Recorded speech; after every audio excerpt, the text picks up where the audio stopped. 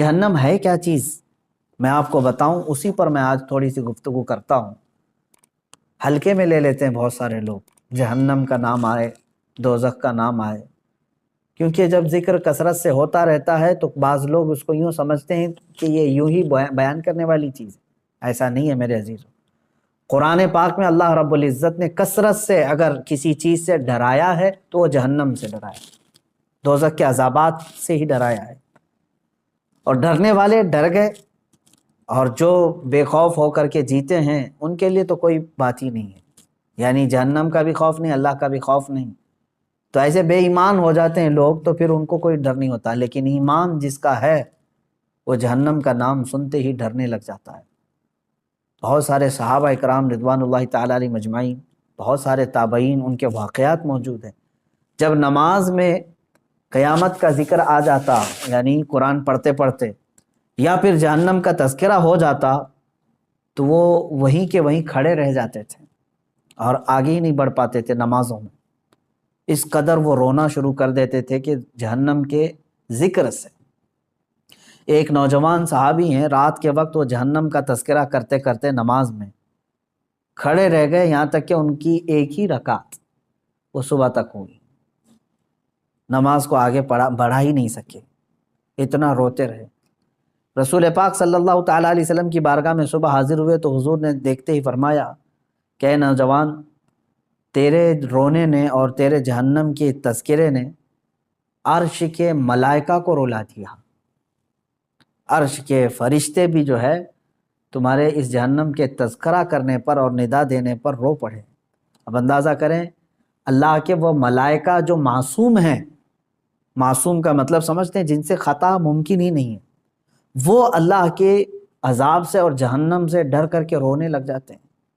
سیدنا عیسیٰ علیہ الصلوۃ والتسلیم کے متعلق ایک بات ملتی ہے، ایک پہاڑ کو آپ نے دیکھا جو معلق ہے، تو آپ نے رب تعالیٰ سے اجازت مانگی کہ اے اللہ اس پہاڑ کو قوت دے دے گویائی کی کہ وہ مجھ سے بات کرے۔ پہاڑ سے آپ نے پوچھا کہ تو معلق کیسے ہے؟ تو اس پہاڑ نے کہا کہ جب میں نے یہ آیت سنی کہ دوزخ کا ایندھن سمجھتے ہیں نا، جو چیز آگ بھڑکانے کے لیے ڈالی جاتی ہے، جیسے آپ تیل ڈالتے ہوں گے، مٹی کا تیل ڈالیں تو آگ بھڑک جاتی ہے، پیٹرول ڈالو، ڈیزل ڈالو، یہ ایندھن ہے۔ جہنم کی آگ بھڑکانے کے لیے ایندھن کیا ہے؟ پتھر ہیں اور انسان ہیں۔ وہی آیت میں نے ابھی پڑھی بھی ہے، اللہ تعالیٰ فرماتا ہے وَقُودُهَا النَّاسُ وَالْحِجَارَةُ، انسان اور پتھر جہنم کا ایندھن ہوں گے، جب جب ان کو ڈالا جائے گا آگ بھڑکتی رہے گی۔ تو وہ اس پہاڑ نے جواب دیا کہ جب میں نے یہ سنا کہ جہنم کا ایندھن پتھر ہوں گے تو میں خوف سے لرزنے لگ گیا کہ ان پتھروں میں بھی ہوں گا کہ مجھے جہنم میں ڈال کر کے آگ بھڑکائی جائے۔ تو میں رب تبارک و تعالیٰ کی بارگاہ میں امان کے لیے رو رہا ہوں۔ عیسیٰ علیہ السلام نے اللہ کی بارگاہ میں اس کی سفارش کی، اللہ تبارک و تعالیٰ نے امان کا وعدہ عطا فرمایا۔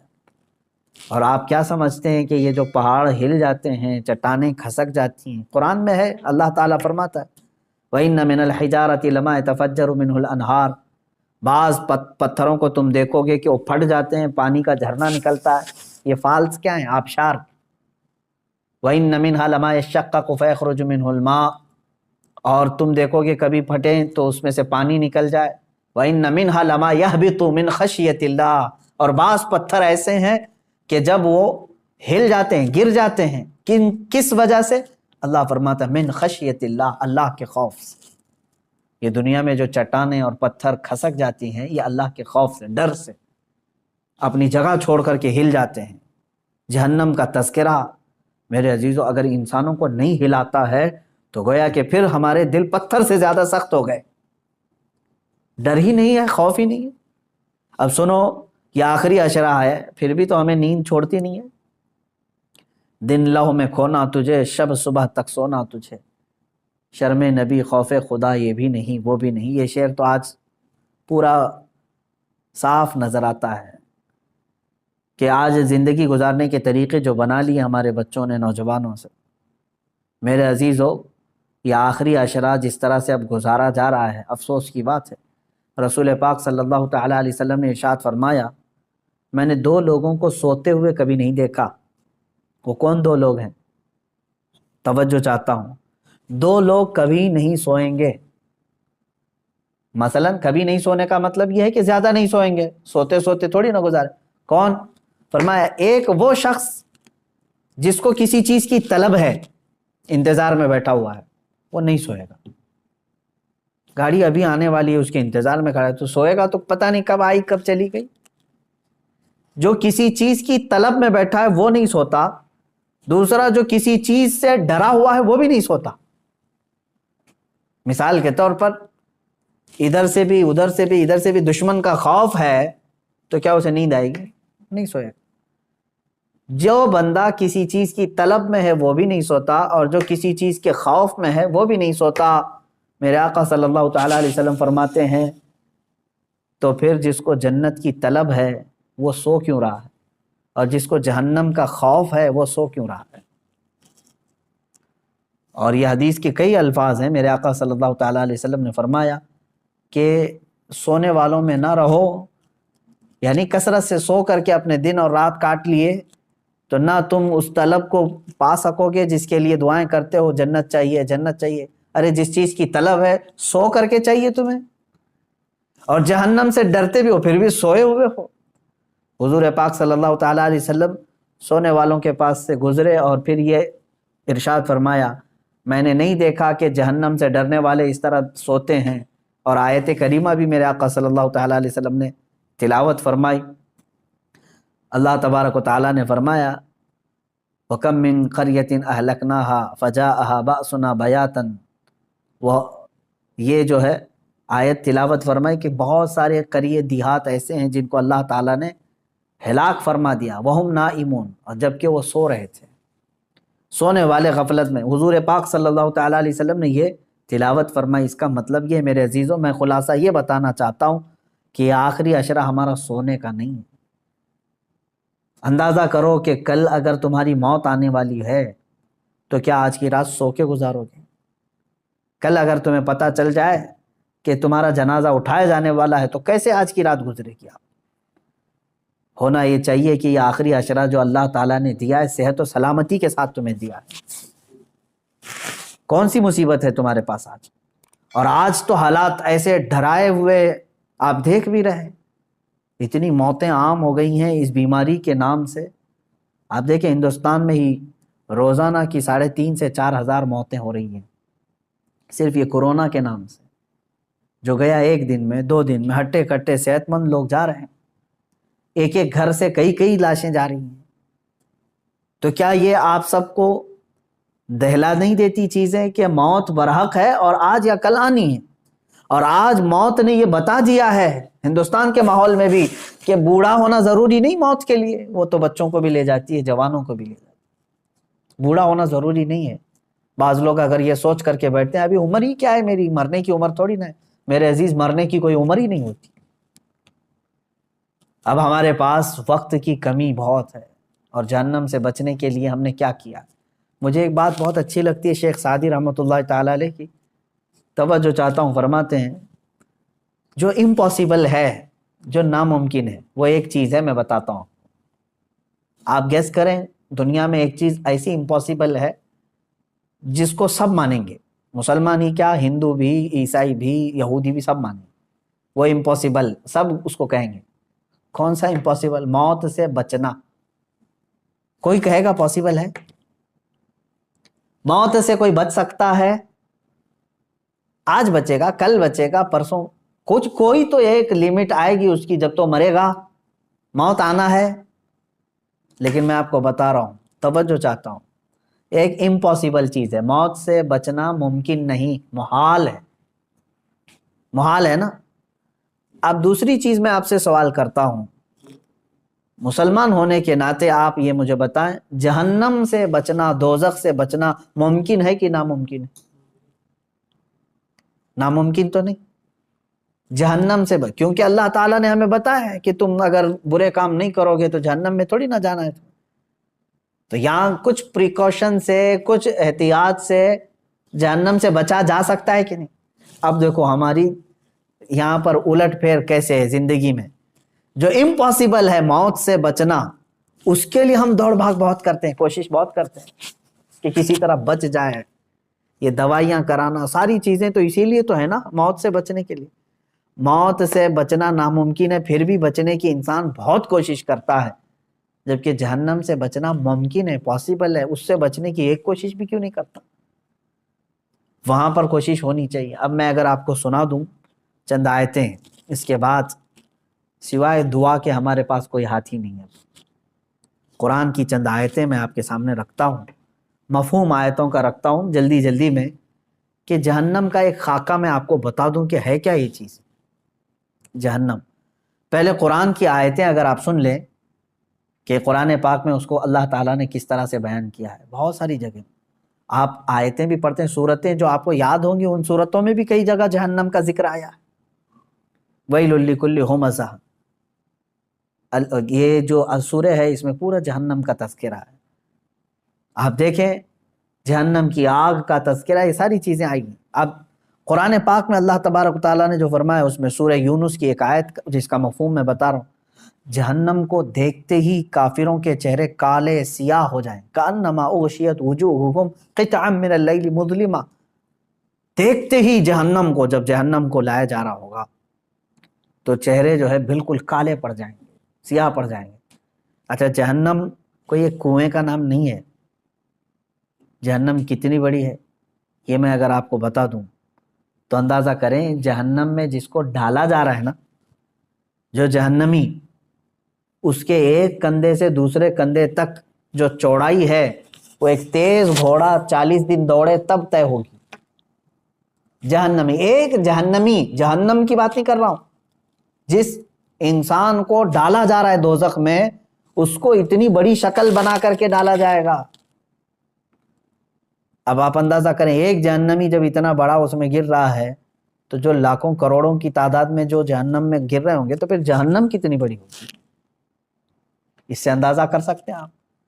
اس کے طبقات ہیں، وادیاں ہیں، عذابات ہیں، کیسے کیسے عذابات ہیں، ان کے ذکر بھی قرآن پاک کے حوالے سے آئے ہیں. رسول پاک صلی اللہ تعالیٰ علیہ وسلم کی حدیثوں سے بھی یہ جو ملتا ہے. اب یہ دیکھیں، سنیں، جہنم کے ایک احاطے کی 2 دیواروں کے درمیان، صرف ایک سائیڈ کی بات کر رہا ہوں، پورے جہنم کی نہیں، ایک احاطے کی 2 دیواروں کے درمیان 40 سال کی مسافت لگے گی. اگر طے کرنا چاہے کوئی تیز رفتار سواری، تو وہ 40 سال کی مسافت صرف اس کا ایک کارنر ہے جہنم کی. اور یہ بھی حدیث پاک میں ملا ہے کہ حضور پاک صلی اللہ تعالیٰ علیہ وسلم تشریف فرماتے، صحابہ بیٹھے تھے، ایک اچانک دھماکے دار آواز آئی. صحابہ نے پوچھا، رسول پاک صلی اللہ تعالیٰ علیہ وسلم نے ارشاد فرمایا، آج سے 70 سال پہلے ایک پتھر جہنم کے منہ سے گرایا گیا تھا، وہ اب جا کر کے اس کے نیچے لگا ہے، تہ میں جا کر پہنچا ہے.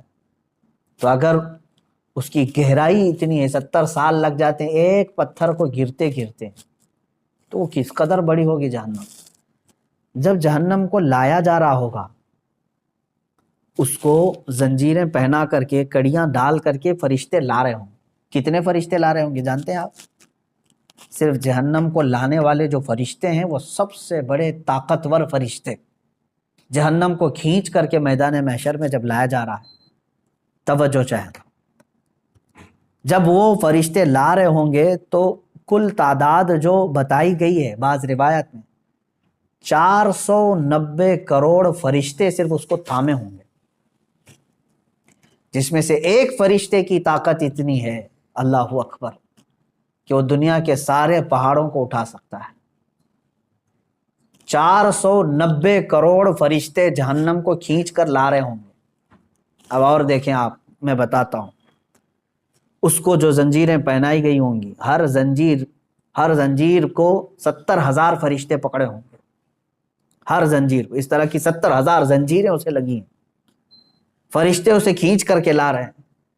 اور جب میدان محشر میں وہ جہنم کو لایا جائے گا، آگ اگلتی ہوئی جب وہ آ رہی ہوگی، اب یہ بات پڑھتے ہی دل دہل جاتا ہے میرا، کہ جیسے مجرمین کو دیکھے گی جہنم، جن کے لیے دوزخ لکھ دیا گیا ہے، یا ان کو دوزخ میں جانے کا آرڈر ہو گیا، تو جیسے ہی وہ مجرمین کو میدان قیامت میں جہنم دیکھے گی، یہ 490 کروڑ فرشتوں کے بھی ہاتھ چھوڑا کر کے بھاگنے لگی، ان سے بھی وہ ہاتھ چھوڑا کر کے ان مجرمین کی طرف بھاگے گی، اسے روکا جائے گا، زنجیریں کھینچ لی جائیں گی۔ کس کی طرف جائے گی؟ مجرمین کی طرف نگلنے کے لیے، کہ مجھے بھوک زیادہ ہے اور یہ مجرمین مجھے دیے جائیں۔ تو میدان قیامت میں آگ اگلتے ہوئے جہنم مجرمین کی طرف دوڑتی ہوئی آتی ہے، یہ سوچ کر کے ہی دل دہل جاتا ہے۔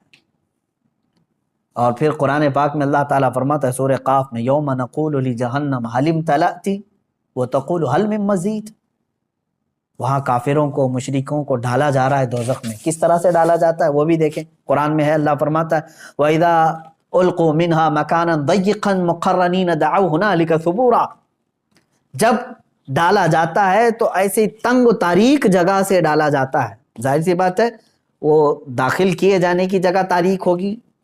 تاریک کا مطلب ایک تو اندھیری اور ایک تنگ، جیسے تلوار کی انی کو کسی جگہ پھنسایا جاتا ہے، کہا جاتا ہے کہ جہنمی کو اس طرح سے گھساتے ہوئے دھکیلا جائے گا وہ چھوٹی سی جگہ سے جہنم میں، جب اسے گرایا جائے گا، اور کافروں کو ایک تنگ اور تاریک جگہ پر ایسے ڈالا جائے گا کہ وہ ایک دوسرے کو چپک رہے ہوں گے جہنم کے اندر، اور بھرا جا رہا ہوگا انہی جہنم کے جہنمیوں سے۔ اب اللہ تعالیٰ فرماتا ہے پھر جہنم کو اللہ تعالیٰ پوچھے گا حل امتلأتی، کیا تو بھر گئی، سیراب ہو گئی، تیرا پیٹ بھر گیا؟ وہ تقول حل من مزید، تو جہنم پھر یہ کہے گی کہ اے مولا اور کچھ زیادہ ہو تو دے دے، اور کچھ مجرمین ہو تو دے دے۔ وہاں پر مجرمین چھاٹے جا رہے ہوں گے، دوزخ میں گرائے جا رہے ہوں گے۔ میرے عزیزو، جہنم کا تذکرہ یہ عام بات نہیں ہے۔ اور یہ دیکھیں حضور پاک صلی اللہ تعالیٰ علیہ وسلم ارشاد فرماتے ہیں کہ جہنمی اس قدر آنسو بہائیں گے وہاں پر دوزخ میں، روئیں گے، اتنا روئیں گے کہ ان کے آنسوؤں میں کشتیاں چلائی جا سکتی ہیں، اتنا رو رہے ہوں گے وہاں پر۔ اور جہنم میں جب ڈال دیا جائے گا تو وہ پھنکارے ماریں گے، اس طرح شور ہوگا دوزخ میں، اتنا شور ہوگا کہ ایک دوسرے کی آواز کسی کو نہیں سنائی دے رہی ہوگی۔ وہ ہر کوئی، کیوں نہیں شور ہوگا؟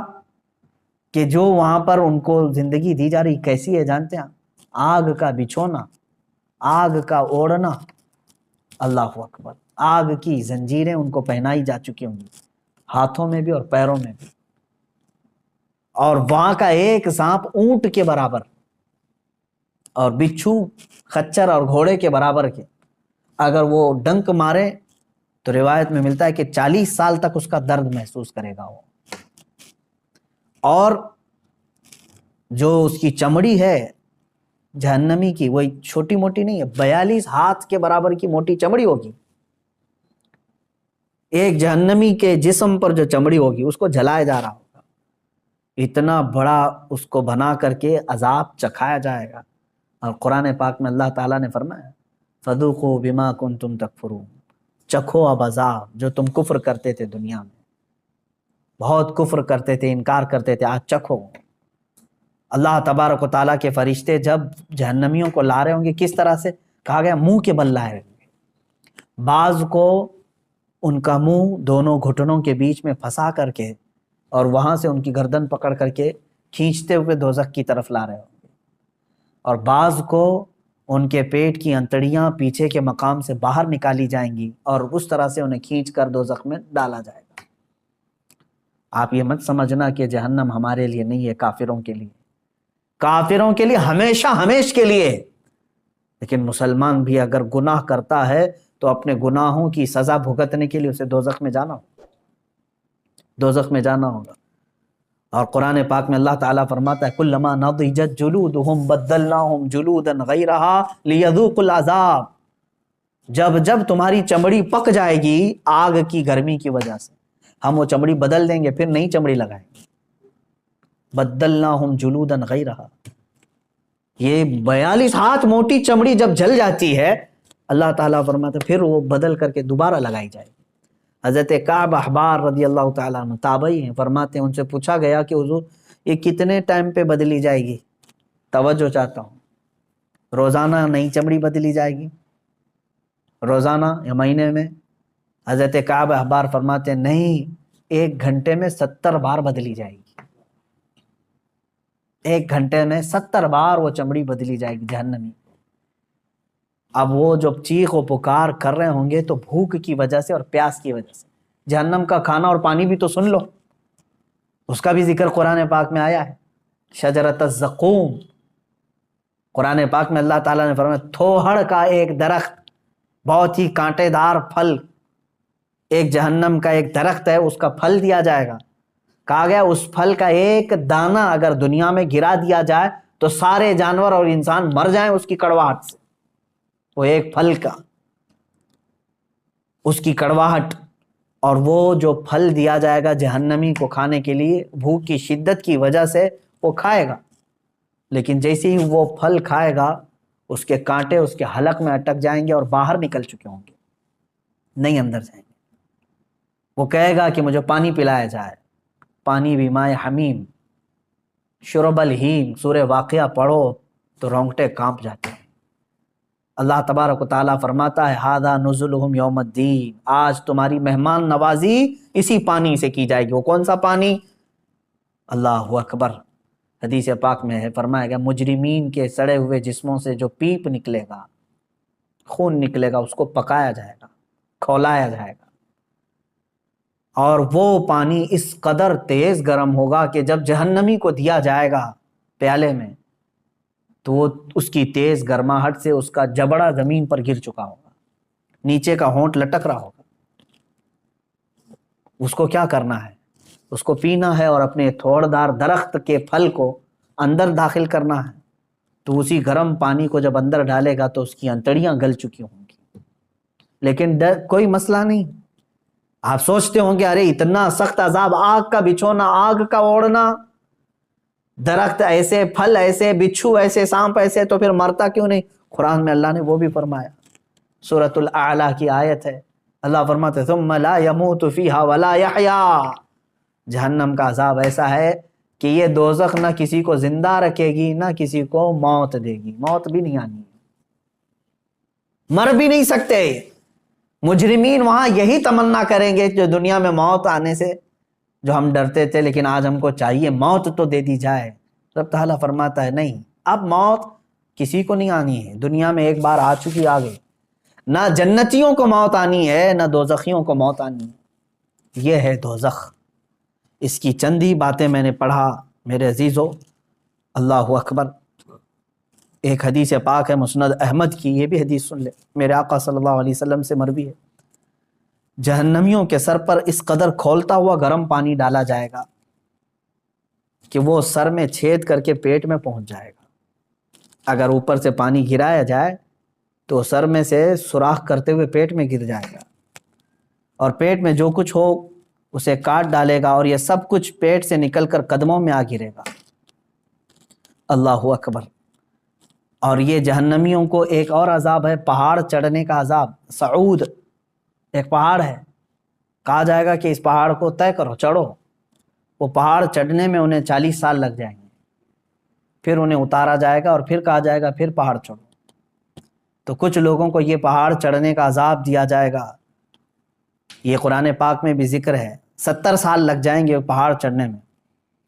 جہنمیوں کو مارنے کے لیے جو لوہے کے گرز وہاں پر ہیں اتنے وزنی ہیں کہ سارے انسان اور جنات ملا کر کے بھی اسے اٹھا نہیں سکیں گے، لیکن وہ فرشتے جو عذاب دینے والے فرشتے ہیں وہ سخت ہیبت ناک شکل میں جہنم میں موجود ہوں گے، جو عذاب دے رہے ہوں گے، اور بے رحم، بالکل کسی پر رحم نہیں کھائیں گے۔ حدیث پاک میں یہ بھی ہے جہنم کے دروازے پر عذاب دینے والے 4 لاکھ فرشتے موجود ہوں گے، جن کے چہرے بڑے ہیبت ناک اور سیاہ، اس قدر وہ جسیم کے دونوں کندھوں کے درمیان پرندے کی 2 ماہ کی مسافت کا فاصلہ ہوگا، اتنے بڑے بڑے فرشتے وہاں پر موجود ہوں گے۔ یہ چند تذکرے میں نے احادیث سے کیے، قرآن کی بہت ساری آیتیں ہیں۔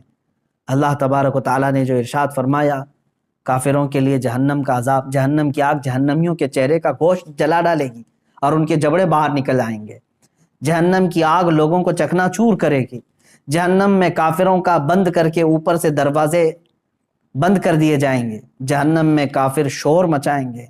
یہ سب قرآن پاک کی آیتوں کا مفہوم میں نے بتایا۔ اب سنو، جہنم میں جانے والے دو طرح کے لوگ ہوں گے۔ ایک کفر کر کے جا رہے ہیں، کفر یا شرک کر کے جا رہے ہیں، یعنی خدا کا دنیا میں انکار کیا تھا، یا تو پھر ضروریات دین میں سے کسی کا انکار کیا تھا جس کی وجہ سے کافر ہو کر کے مرا۔ یہ جو جانے والوں کی کیٹیگری ہے، یہ ہمیشہ کے لیے جائیں گے دوزخ میں۔ 100 سال، لاکھ سال، کروڑ سال، نہیں پتہ، نان اینڈنگ۔ اس کے بعد انہیں وہاں سے نہیں نکالا جائے گا۔ دوسری جماعت وہ ہے جو مومن تو تھے، مسلمان تو تھے، لیکن گناہوں میں ملوث تھے، رب تبارک و تعالیٰ کی نافرمانیوں میں ملوث تھے، نمازیں چھوٹی ہوئی ہیں، زکوٰۃ دیے ہوئے نہیں ہیں، روزے نہیں رکھے ہیں، لوگوں کو خیرات نہیں کرتے تھے۔ سورہ مدثر کی آیت ہے، بہت سارے جو مسلمان جہنم میں جائیں گے ان سے پوچھا گیا عن المجرمین ما سلککم فی سقر یتساءلون عن المجرمین، آپس میں مجرمین پوچھتے ہیں تو کیوں آیا دوزخ میں؟ تو اکثر کا جواب کیا ہے؟ قالوا لم نک من المصلین۔ اکثر مسلمان جو دوزخ میں ہوں گے کہتے ہیں ہم نماز نہیں پڑھتے تھے۔ جن کی نمازیں باقی رہ گئی، یاد رکھ لینا دوزخ تمہارے انتظار میں ہے۔ روایات میں یہ بھی لکھا گیا ہے کہ بے نمازی کا نام جہنم کے دروازے پر لکھا جا چکا ہے۔ جو نماز ترک کر کے بیٹھا ہوا ہے، تم نے تھوڑی سی بستر کی نیند کے لیے یہ عشاء کی اتنی میٹھی نماز کو ترک کر دیا، اپنے رب کے حضور جھکنا تمہارے لیے بوجھل ہو گیا۔ تم ٹی وی کے سامنے، موبائل کے سامنے گھنٹوں بیٹھے رہ گئے، اپنے رب کے حضور 3 بار سبحان ربی الاعلیٰ کہنے کے لیے سر نہیں جھکا سکے۔ سر میں کیا ہو گیا تھا؟ بیماری آ گئی تھی، ہتھوڑا پڑ گیا تھا۔ کتنے لوگ ایسے ہیں جو اپنے رب کو بھولے بیٹھے ہیں اور نمازوں سے غافل ہیں۔ ہر ایک کے کھاتے میں پیچھے پلٹ کر کے دیکھو تو تمہاری نمازیں باقی ہیں میرے عزیزو، اور تم اللہ کے حضور جانے والے ہو۔ آخرت کا سفر بہت قریب ہے تمہارا، اور اس سفر پر جانے والا مردہ کبھی واپس نہیں آتا، اور نہ ہی تم سے کہنے کے لیے کوئی آئے گا کیا تم نے اور ہم نے اپنے ماں باپ اور اپنے بھائیوں کو نہیں دفن کیا ہے؟ ہمارے بڑوں کو اپنے کندھوں سے اٹھا کر لے جا چکے، ہم قبروں میں دبا کر کے آ گئے اور ان کو اللہ کے حوالے چھوڑ کر کے آئے۔ مجھے یہ بتاؤ کہ قبر میں ان کو کیا چاہیے کیا نہیں چاہیے، کبھی آج آ کر کے انہوں نے بتایا ہم کو؟ اسی سے سمجھ لو کہ جس دن تم بھی جاؤ گے، تم بھی بتانے کے لیے اپنے بیٹوں کے پاس کبھی نہیں آنے والے۔ تم پر کیا گزرے گی وہاں پر تم کسی سے کہہ نہیں سکو گے۔ جو کچھ ہے اپنا حساب صاف کر لو میرے عزیزو، ورنہ جہنم کا عذاب انتظار میں ہے۔ اب سوچو، اب یہ ایک روایت میں بتاتا ہوں، جب کافروں کو اللہ تبارک و تعالیٰ دوزخ میں ڈالے گا، اللہ کفر سے محفوظ رکھے۔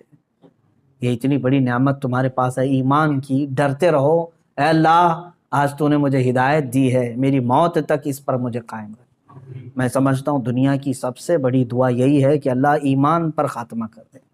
اگر وہ ایمان پر موت ہوئی ہے تو سب کچھ ٹھیک ہے، بخشش کی امید ہے، قیامت کے دن سفارش سے بخشے جا سکتے ہیں۔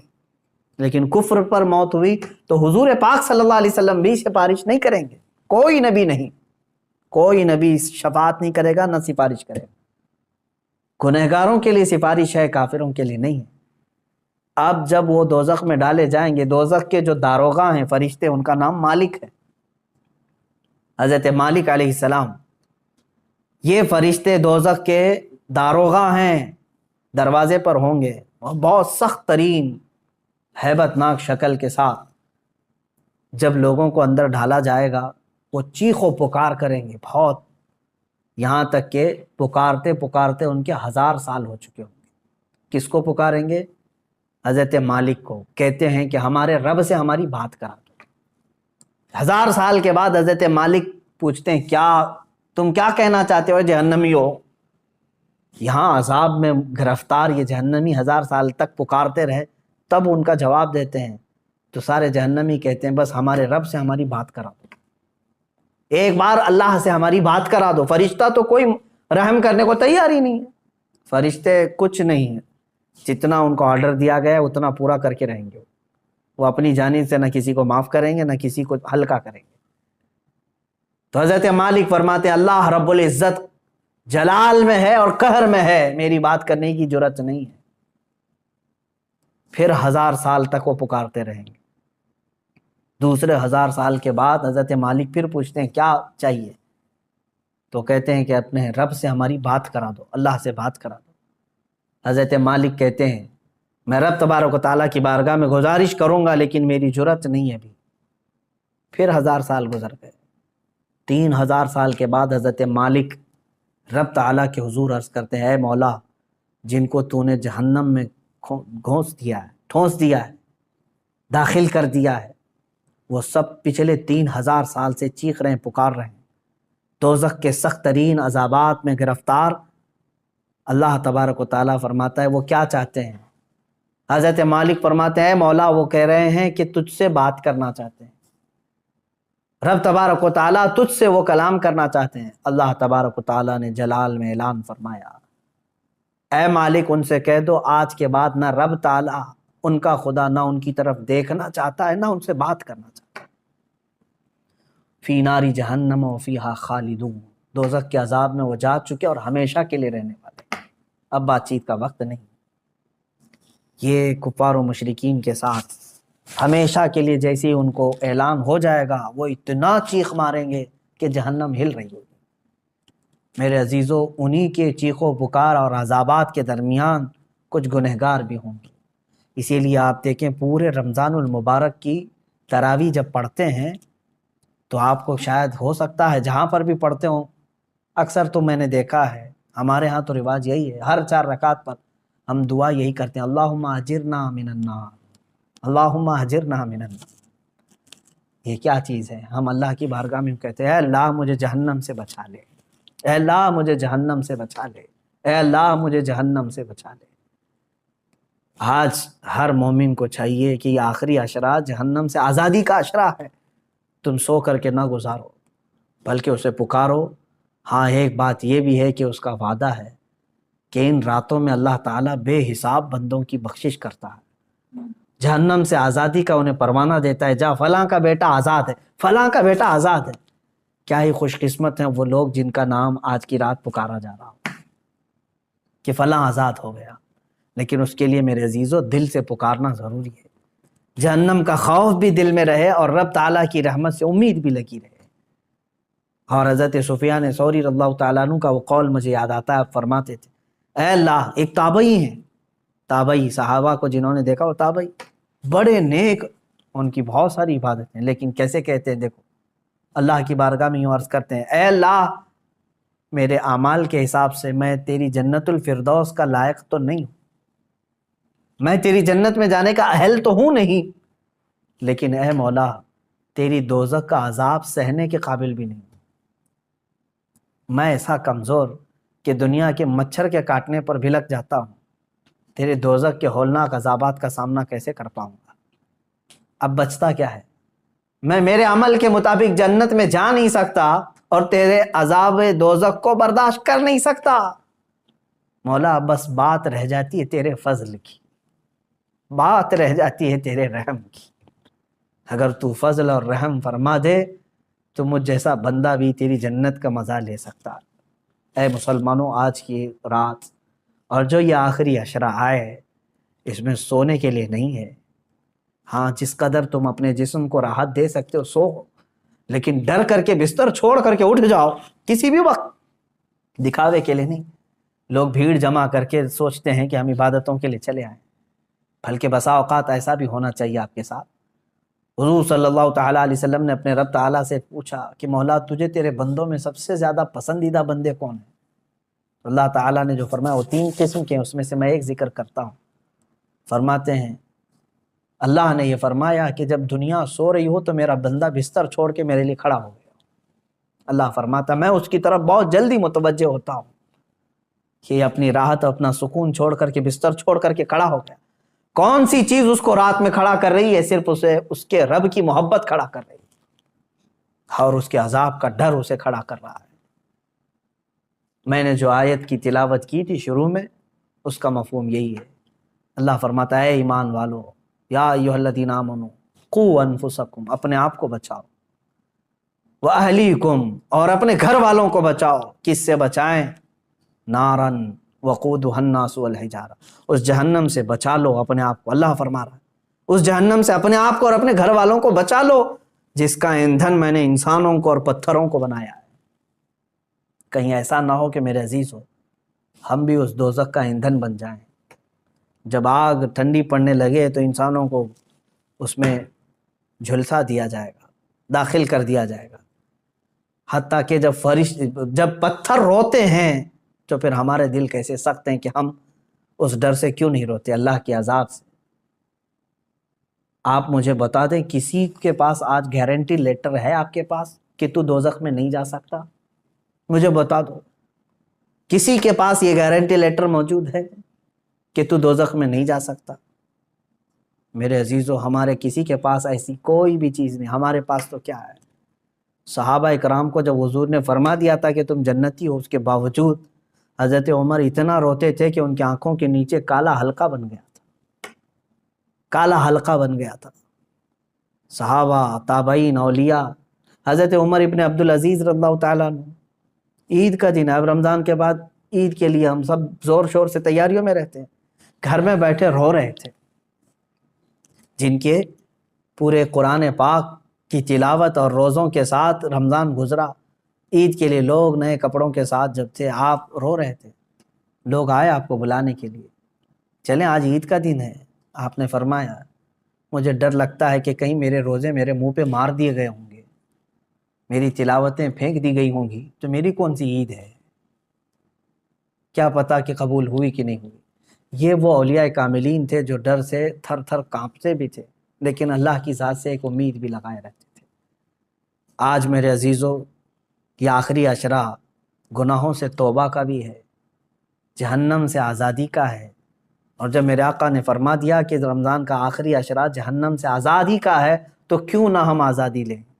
اور ایک اور بڑی بات میں بتا کر اپنی گفتگو کو سمیٹتا ہوں، حضور نے فرمایا وہ شخص ہلاک و برباد ہو جائے جو رمضان کو پایا اور اس کا احترام نہیں کر سکا۔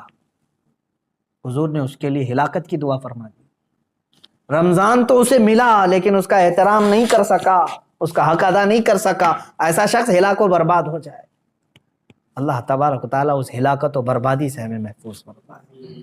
میں اخیر میں صرف اتنی دعا کروں گا، اللہم انا نسألک الجنۃ ونعوذ بک من النار، اللہم انا نسألک الجنۃ ونعوذ بک من النار، اللہم انا نسألک الجنۃ ونعوذ بک من النار۔ اے اللہ ہم تیری جنت کا سوال کرتے ہیں اور تیری دوزخ سے پناہ مانگتے ہیں۔ اے کریم خدا ارحم الراحمین، دوزخ کے دروازوں سے ہم کو دوری عطا کر دے۔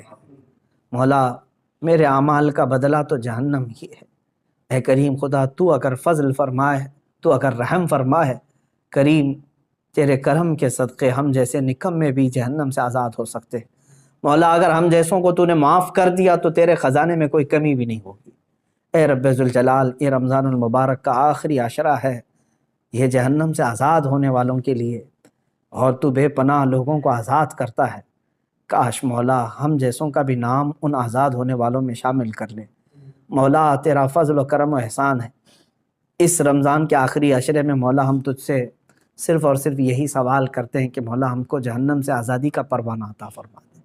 اے رب ذوالجلال احسن الخالقین، ہمارا یہ کمزور جسم عذابات کو سہنے کے قابل نہیں، ہم نے گناہ اپنے عیش بھر کیے ہیں مولا، تیری نافرمانیاں بھی ہوئی ہیں، لیکن تو رحیم ہے مولا، تو ستار ہے، تو غفار ہے، تو مولا بے سبب معاف فرماتا ہے۔ اے کریم خدا ہم سب کے حساب میں آسانیاں عطا فرما، ارحم الراحمین ہم سب کے لیے تو جنت کے دروازے کشادہ فرما۔